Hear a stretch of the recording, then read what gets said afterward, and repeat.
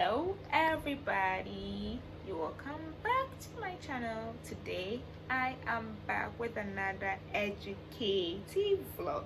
Yes, and I'm practically focusing on my area of study, which is international relations. We are delving into a very deep subject. It's actually not deep, but it's like controversial. So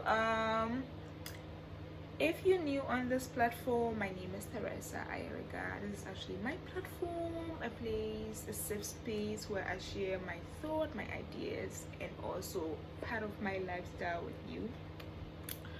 I am focusing on America's foreign policy under Donald Trump today, and if you could trace Trump's election campaign policies, election, and his main administration, you would understand that one key area of global politics today is the widespread attention of America's foreign policy under Trump. From his personality all the way to the policies he adopts in terms of representing America, Trump has received a lot of criticisms.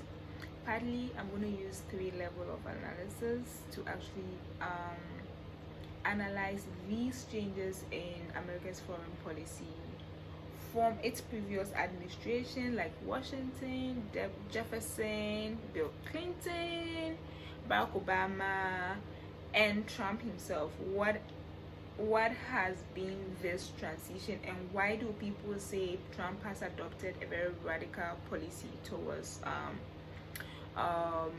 in his relations with other countries? I don't know if you get this right. So international relation is basically about diplomacy, how countries negotiate with other countries, and in order to even analyze that, you would have to study the foreign policies of these countries and how that interplay on the global arena. And we have realized that there has been tension during Trump's regime compared to even Obama, which is like recent. You would understand that the tension between America and its Asian neighboring countries and also North America has been much more intense compared to other previous administration. Now Trump is a very good man, in my opinion. Trump is a very good man, and I think his policies are very genuine. And from the realist point of view, states would always advocate for policies or for negotiations that would enhance more benefit to them than other states. No single state would actually conduct a negotiation that they believe would not provide more benefits than the losers. Now Trump's administration is quite complex, and there has been this notion that Africans are pro-Trump and African Americans are anti-Trump.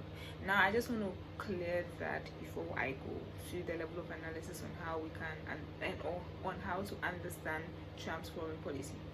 I'm speaking from my own personal view. I think Africans don't always agree with all the policies Trump puts out there or what he negotiates with other countries, but we're quite looking at his charisma, Trump's personality, and not basically his leadership style.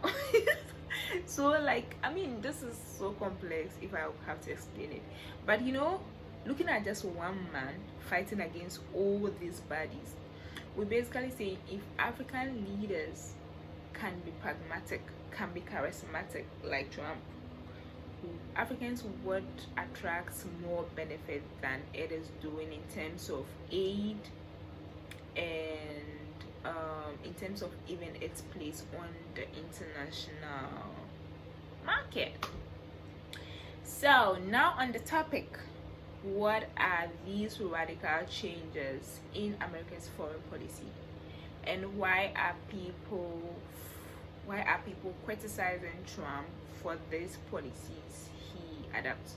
Now, before you study history, taught me that before you even read an article, you'd have to read about the author.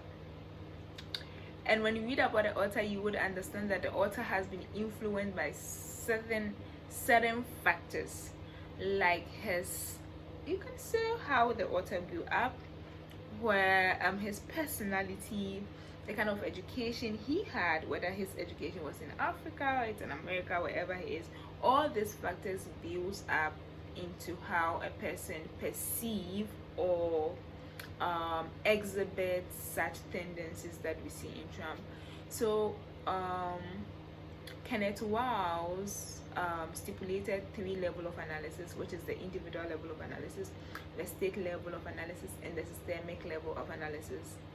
In understanding these conflicts in international relations, in the individual level of analysis, he